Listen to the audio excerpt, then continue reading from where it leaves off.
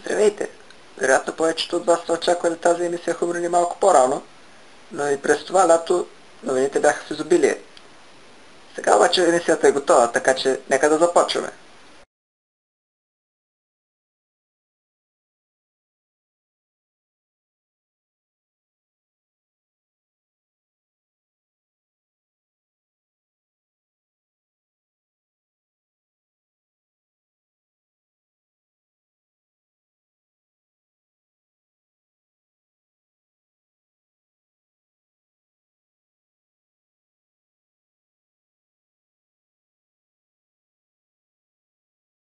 Здравейте, вие сте с традиционната емисия Хуморни. Ето и хуморните днес.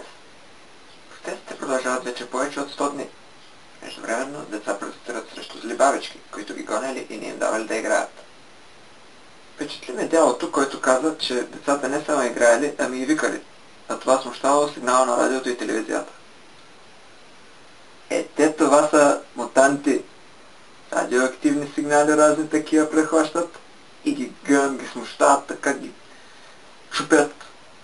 Само и само делото да не може да се гледа новините и другите неща, които иска да чуи. САЩ въведоха закон, според който публикуването на гола снимка на бившата половинка се наказва с затвор или $1000 глоба. Оказва се, че това е доста добре развит бизнес, от който вече започва да печели и държавата. Шри-Ланка разследват съдба на кучета. Каквато държавата, такива и престъпленията. Земеделците вече прибират реколтата. На снимките виждаме как земеделецът броля орехи.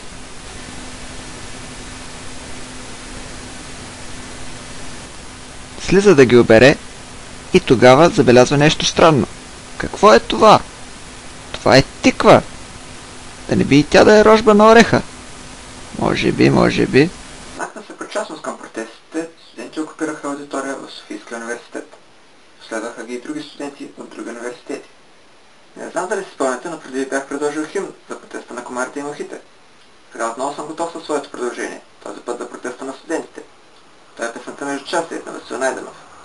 Фа ми ре ла сола до, хей сола до ре ла си мафия.